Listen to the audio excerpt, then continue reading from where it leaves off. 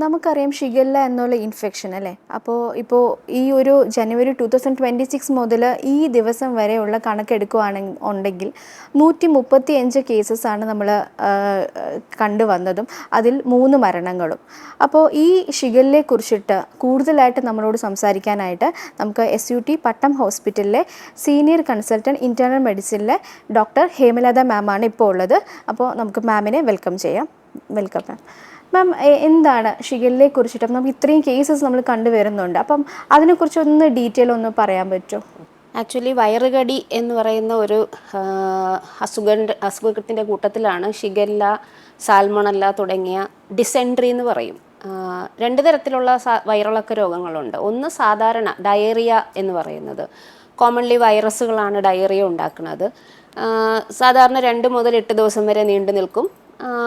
വളരെ വലിയ കോംപ്ലിക്കേഷൻ ഒന്നും ഇല്ലാതെ മാറുന്ന രോഗമാണ്.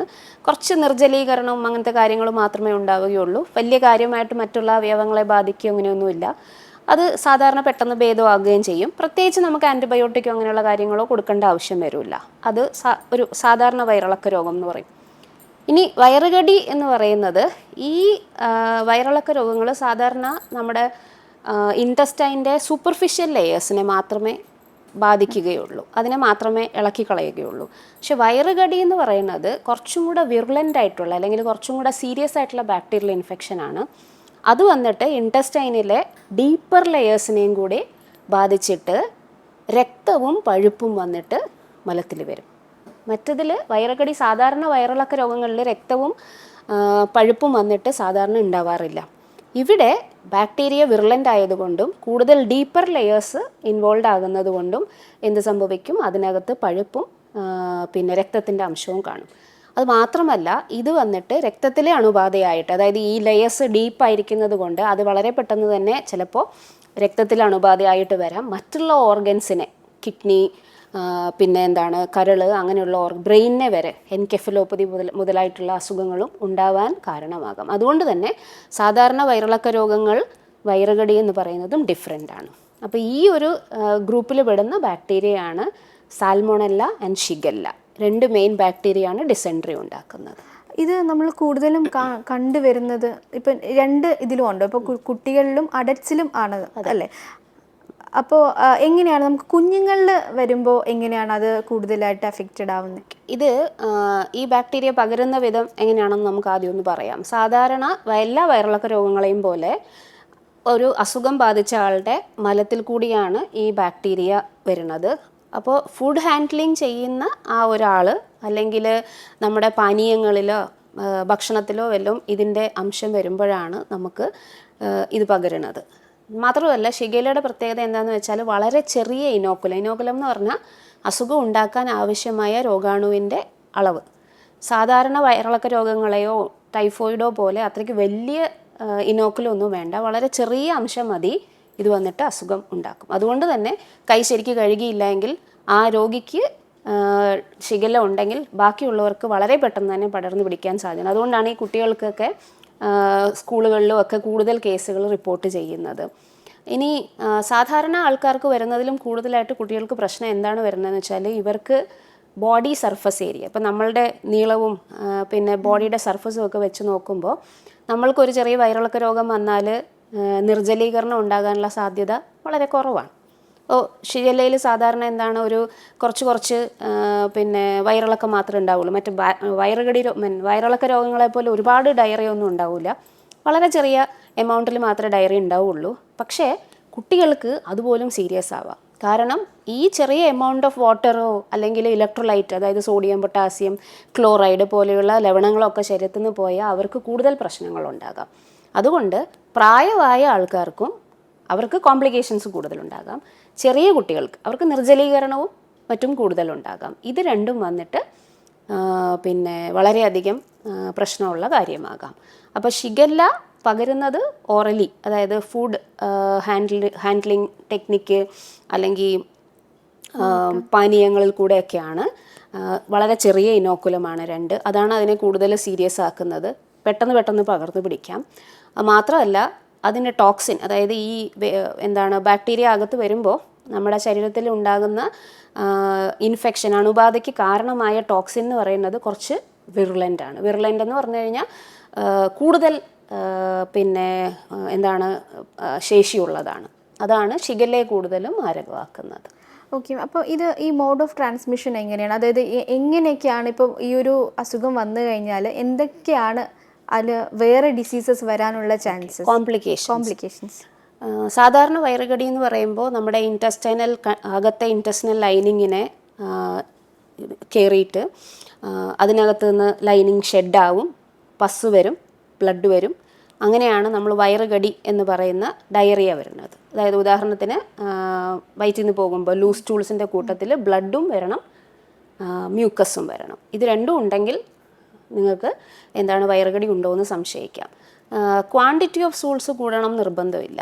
എന്ന് വെച്ചാൽ വയറിളക്ക രോഗങ്ങൾ വരുമ്പോൾ ഒരുപാട് 5, 10, 15 പ്രാവശ്യമൊക്കെ സ്റ്റൂൾസ് വരാം. പക്ഷേ ഇതിന് ഒരു 4-5 പ്രാവശ്യമൊക്കെ ധാരാളം മതി. പക്ഷേ ഡീപ്പർ ടിഷ്യൂ ആയതുകൊണ്ട്, മാത്രമല്ല ഈ ലൈനിങ്ങിൻ്റെ അകത്തേക്ക് ബ്ലഡ് വെസൽസ് ഒക്കെ ഉള്ളതുകൊണ്ട് ഈ ടോക്സിൻസ് രക്തത്തിൽ കയറാം. രക്തത്തിൽ കയറിയിട്ട് പല ഓർഗൻസിനെയും, ഉദാഹരണത്തിന് കിഡ്നീനെ ബാധിക്കാം, പിന്നെ ബ്രെയിനിനെ ബാധിക്കാം, എൻകെഫലോപ്പതി എന്ന് പറയും. പിന്നെ ഇതിനകത്ത് തന്നെ ഹെമറേജ്, അതായത് ബ്ലീഡിങ് ഉണ്ടാകാം, സിവിയർ ബ്ലീഡിങ് വരാം. പിന്നെ മെഗാകോളൻ എന്ന് പറയുന്ന ഒരു കണ്ടീഷൻ, അതായത് ഈ ലൈനിങ്ങിൽ നിറയെ ബാക്ടീരിയ ഇൻഫെക്ഷൻ ടോക്സിനൊക്കെ വന്നിട്ട് ഈ ബവലിൻ്റെ മോട്ടിലിറ്റി, അതായത് ഇതിൻ്റെ നമ്മൾ പെരിസ്റ്റോൾസിസ് എന്ന് പറയുന്ന ഒരു മോട്ടിലിറ്റി ഉണ്ട്. അതാണ് ഫുഡിനെ നമ്മൾ മുന്നോട്ട് തള്ളിക്കൊണ്ട് പോകുന്നത്. അപ്പോൾ അത് മാറിയിട്ട് അത് വന്നിട്ട് അനങ്ങാതെ ഇരുന്ന് വലുതായി അവസാനം അതിനെ മെഗാകോളൻ എന്ന് പറയും. 6 സെൻറ്റിമീറ്റർ കൂടുതൽ ഡയലേറ്റ് ചെയ്ത് കഴിഞ്ഞാൽ അത് വളരെ സീരിയസ് ആയിട്ടുള്ളൊരു കണ്ടീഷനാണ്. അപ്പോൾ ഇങ്ങനെ ഒരുപാട് കോംപ്ലിക്കേഷൻസ് വരാം. അപ്പോൾ എൻകെഫലോപ്പതി വരാം, ടോക്സിക് മെഗാകോളൻ വരാം, ഹീമോലിറ്റിക് യൂറീമിക് സിൻഡ്രോം, ഇതാണ് കിഡ്നീനെ ബാധിക്കുന്ന ഷിഗല്ലയുടെ കോംപ്ലിക്കേഷൻ. സാധാരണ നിർജ്ജലീകരണം, സെപ്സിസ്, അതായത് രക്തത്തിലെ അണുബാധ, ഇതൊക്കെ കൊണ്ട് ഷിഗല്ല വളരെ മാരകമാണ്. ഇപ്പോൾ നമ്മൾ കുഞ്ഞുങ്ങളൊക്കെ സ്കൂളിൽ പോയി തുടങ്ങിയിട്ടുണ്ട് അല്ലേ? അപ്പോൾ കൂടുതലും അഫക്റ്റഡ് ആവാനുള്ള ചാൻസസ് ഉണ്ട്. അപ്പോൾ എന്തൊക്കെ കാര്യങ്ങൾ നമ്മൾ പാരൻസ് ശ്രദ്ധിക്കണം കുഞ്ഞുങ്ങളെ സ്കൂളിൽ വിടുന്ന സമയത്ത്? വയറിളക്ക രോഗങ്ങൾ ഉള്ള ആൾക്കാരുടെ പാരൻസാണ് ശ്രദ്ധിക്കേണ്ടത്. കാരണം എന്താ വെച്ചാൽ ഈ വളരെ ചെറിയ ഇനോക്കുലം ആയതുകൊണ്ട് കുട്ടി ബാത്റൂമിൽ പോയിട്ട് തിരിച്ചു വരുമ്പോൾ നമുക്ക് കൈ കഴുകണമെന്നോ അങ്ങനെയൊന്നും കുട്ടിക്ക് അറിയാത്തത് കൊണ്ട് അത് ചെയ്യണം എന്നില്ല. അപ്പോൾ അത് കമ്മ്യൂണിറ്റിയിൽ അതിൻ്റെ അറിവില്ലായ്മ കൊണ്ട് ചിലപ്പോൾ വന്നിട്ട് രോഗം പരത്താനുള്ള സാഹചര്യമുണ്ട്. അതുകൊണ്ട് ഈ പോലെ വയറുകടി രോഗങ്ങളുള്ള ആൾക്കാർക്ക്, അത് കൺഫേംഡ് ഷിഗല്ല ആണെങ്കിലും ശരി, വേറെ എന്തെങ്കിലും ബാക്ടീരിയ ആണെങ്കിലും ശരി, അസുഖം മാറുന്നത് വരെ കുട്ടിയെ സ്കൂളിൽ അയക്കാതിരിക്കുക.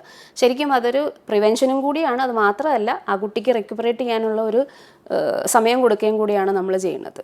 ഇനി രണ്ടാമത്, വെള്ളം കുടിക്കുമ്പോൾ തിളപ്പിച്ച് ആറിച്ച വെള്ളം മാത്രം കുടിക്കുക. പാനീയങ്ങളിലും ജ്യൂസുകളിലും പുറത്ത് കിട്ടുന്ന കടകളിൽ നിന്ന് വാങ്ങിക്കുന്നതിലുമൊക്കെ ബാക്ടീരിയയുടെ സാന്നിധ്യമൊക്കെ ഈ കാട്ടക്കടയിലൊക്കെ കണ്ടെത്തിയിട്ടുണ്ട്. അപ്പോൾ അങ്ങനെയുള്ള സാഹചര്യങ്ങളിൽ ഇപ്പോൾ ഈ മഴക്കാലത്ത് പ്രത്യേകിച്ചും സൂക്ഷിക്കേണ്ടത്, ഈ പ്രകാരമുള്ള പാനീയങ്ങൾ കഴിക്കുമ്പോൾ അതിനകത്ത് ഇനോക്കുലം ഉണ്ടോ ഇല്ലയോ എന്ന് നമുക്ക് അറിയാൻ പറ്റത്തില്ല. അതുകൊണ്ട് അത് സൂക്ഷിക്കുക. പച്ചക്കറികളും പഴങ്ങളും വന്നിട്ട് വളരെയധികം കാര്യമായിട്ട് നന്നായി കഴുകി വൃത്തിയാക്കിയതിന് ശേഷം മാത്രം, പിന്നെ കുക്ക് ചെയ്ത ഫുഡും കുക്ക് ചെയ്യാത്ത ഫുഡും കൂടെ മിക്സ് ചെയ്ത് ഉപയോഗിക്കുന്നതും വളരെയധികം റിസ്ക്കിയാണ്. അതിൽ കുക്ക് ചെയ്ത ഫുഡ് അതിൽ ഇനോക്കുലം നശിച്ചു പോകും, പക്ഷേ കുക്ക് ചെയ്യാത്ത ഫുഡിൽ കാണും. അപ്പോൾ ഇത് രണ്ടും കൂടെ മിക്സ് ചെയ്യുമ്പോൾ ചിലപ്പോൾ ഇനോക്കുലം വരാൻ സാധ്യതയുണ്ട്. അപ്പോൾ അങ്ങനെ അത് ശ്രദ്ധിക്കുക. പിന്നെ എന്തെങ്കിലും തരത്തിലുള്ള വയറിളക്ക രോഗങ്ങൾ വന്നു കഴിഞ്ഞാൽ അത് പനി, പിന്നെ പിന്നെ കൂടുതലായിട്ടുള്ള വയറുവേദന, രക്തം, പിന്നെ പഴുപ്പ്, ഇത് വയറിളക്കത്തിൻ്റെ കൂടെ ഉണ്ടെങ്കിൽ ഉറപ്പായിട്ടും വന്നിട്ട് ഡോക്ടറെ കാണുക. പിന്നെ സാധാരണ ഇത് പരിശോധനയിൽ തെളിയുന്നത് എങ്ങനെയാണെന്ന് വെച്ചാൽ മലം പരിശോധിക്കാം, പിന്നെ ഇതിൻ്റെ ടോക്സിൻ കണ്ടുപിടിക്കാം.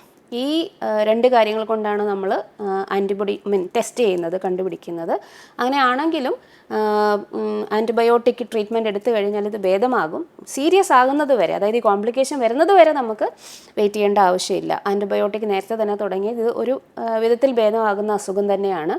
പിന്നെ ഒരു കാര്യം എന്താണെന്ന് വെച്ചിട്ടുണ്ടെങ്കിൽ, ഈ ഒരു അസുഖം എന്ന് പറയുന്നത് ആൻറ്റിബയോട്ടിക് റെസിസ്റ്റൻസ്, സാധാരണ നമ്മൾ വയറിളക്ക രോഗങ്ങൾക്ക് കൊടുക്കുന്ന ആൻറ്റിബയോട്ടിക്കുകൾക്ക് റെസിസ്റ്റൻസ് വരാവുന്ന ഒരു സാഹചര്യം കൂടെയുണ്ട്. അത് ഷിഗല്ലയും സാൽമോണല്ലയും റെസിസ്റ്റൻസ് ഉണ്ടാകുന്ന ബാക്ടീരിയ തന്നെയാണ്. അതുകൊണ്ട് ഡോക്ടറുടെ നിർദ്ദേശപ്രകാരം കൾച്ചറും സെൻസിറ്റിവിറ്റി ടെസ്റ്റും ചെയ്തിട്ട് മാത്രമേ ആൻറ്റിബയോട്ടിക്കിൽ ചേഞ്ച് വരുത്താവൂ. കാരണം ഒരു പ്രാവശ്യം നമ്മൾ ആൻറ്റിബയോട്ടിക് എഴുതും, 3 ദിവസം കഴിഞ്ഞ് വരാൻ പറയും, പക്ഷെ അവർ വരില്ല. കാരണം കൾച്ചറിൽ ഈ ആൻറ്റിബയോട്ടിക് കൊടുത്താൽ ഇത് ഭേദമാകൂലായിരിക്കും, പക്ഷെ അത് വെച്ചുകൊണ്ടിരുന്ന കോംപ്ലിക്കേഷൻ ആകും. അങ്ങനെ ചെയ്യരുത്. റിവ്യൂവിന് പോകാൻ പറയുന്ന സമയത്ത് ചെന്ന് കൾച്ചർ റിപ്പോർട്ട് കണ്ട് അതിൻ്റെ അകത്തെ ആൻറ്റിബയോട്ടിക്കിൽ ആവശ്യമായ മാറ്റങ്ങൾ വരുത്തണം. ഷിഗല്ലയ്ക്ക് വാക്സിൻ ഉണ്ടോ മാം? ഈ ഒരു അസുഖത്തിന് വാക്സിൻ ഇല്ല. ടൈഫോയിഡിന് വാക്സിൻ ഉണ്ട്, ഷിഗല്ലയ്ക്ക് വാക്സിൻ ഇല്ല. അതിനെ പ്രിവെൻറ്റ് ചെയ്യാൻ ഈ തരത്തിലുള്ള മാർഗ്ഗങ്ങൾ മാത്രമേ ഉള്ളൂ. അതും ശ്രദ്ധിക്കണം. പിന്നെ ഒരു കാര്യമുണ്ട്, നമ്മൾ സാധാരണ വയറിളക്ക രോഗം വരുമ്പോൾ എല്ലാവരും പിന്നെ ഹോസ്പിറ്റലിൽ പോവാണ്ട് കടയിൽ പോയിട്ട് ഒരു ലോപ്രമേഡ് പോലത്തെ കാര്യങ്ങൾ വാങ്ങിച്ച് കഴിക്കും. പക്ഷേ ഇത് ഷിഗല്ലയിൽ വളരെ ഡേഞ്ചറസ് ആണ്. കാരണം ലോപ്രമൈഡ് എന്ന് പറയുന്ന മരുന്ന് മോർട്ടലിറ്റി കുറയ്ക്കുന്ന മെഡിസിൻ. മോർട്ടലിറ്റി എന്ന് പറഞ്ഞാൽ ഇപ്പോൾ വയറിളക്കം ഉണ്ടാകുന്നത് കൂടുതൽ ഇൻറ്റസ്റ്റൈൻ മോർട്ടലിറ്റി ഉള്ളതുകൊണ്ടാണല്ലോ. നമ്മൾ ലോപ്രമൈഡൊക്കെ കഴിക്കുമ്പോൾ എന്ത് സംഭവിക്കും? ആ മോർട്ടലിറ്റി കുറഞ്ഞു പോകും. മോർട്ടലിറ്റി കുറയുമ്പോൾ ഷിഗല്ല പോലുള്ള ബാക്ടീരിയ ആണെങ്കിൽ അതവിടെ കൂടുതൽ മൾട്ടിപ്ലൈ ചെയ്തിട്ട് കൂടുതൽ സീരിയസ് സൈഡ് എഫക്റ്റ് ഉണ്ടാകാൻ സാധ്യതയുണ്ട്. അപ്പോൾ നമുക്കിപ്പോൾ ഇങ്ങനെ ഒരു ഇത് വന്നാൽ, ഷിഗല്ല എന്നൊരു സംഭവം വന്നു കഴിഞ്ഞാൽ നമുക്കത് ത്രൂ മെഡിസിൻ പ്യുവർലി നമുക്കത് ക്യൂർ ചെയ്യാൻ പറ്റും. കാരണം അത് ആൻറ്റിബയോട്ടിക്, ഒരു ബാക്ടീരിയ ആണ്, അതിന് ആൻറ്റിബയോട്ടിക് കൊടുത്താൽ മതി. പക്ഷേ സാധാരണ വയറിളക്ക രോഗമാണെന്ന് വിചാരിച്ച് നമ്മൾ ആൻറ്റിബയോട്ടിക് ഒന്നും കഴിക്കാണ്ട് എന്ത് ചെയ്യും? ലോപ്രമൈഡും കഴിച്ചുകൊണ്ട് പിന്നെ സെൽഫ് ട്രീറ്റ്മെൻറ്റിൻ്റെ കാര്യമാണ് ഞാൻ പറഞ്ഞത്. സെൽഫ് ട്രീറ്റ്മെൻറ്റ് എടുത്തു കഴിഞ്ഞാൽ പ്രശ്നം ഇതാണ്. ഇപ്പോൾ ലോപ്രമൈഡ് പോലെ അത് ഈ പ്രശ്നം ഉണ്ടാക്കുന്ന മെഡിസിൻ അല്ലാതെ നമുക്ക് ആൻറ്റി സെക്രീറ്ററി മെഡിസിൻസ് ഒക്കെ ഉണ്ട്. അതൊക്കെ പക്ഷേ നിങ്ങൾക്ക് സാധാരണ ആൾക്കാർക്ക് അറിയില്ലല്ലോ. അപ്പോൾ ഡോക്ടറെ കാണുന്നത് അത്യാവശ്യമാണ്.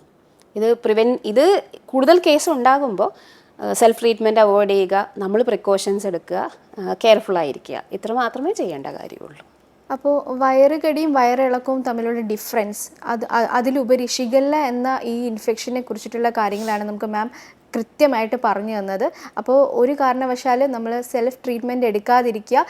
ഇങ്ങനെ മാം പറഞ്ഞ പോലത്തെ സിംറ്റംസ് നിങ്ങൾക്ക് ആർക്കെങ്കിലും ഉണ്ടെന്നുണ്ടെങ്കിൽ കൃത്യമായിട്ട് തന്നെ മെഡിക്കേഷൻ എടുക്കേണ്ടതും അത്യാവശ്യമാണ്, ഹോസ്പിറ്റലിൽ കാണിക്കേണ്ടതും അത്യാവശ്യമാണ്.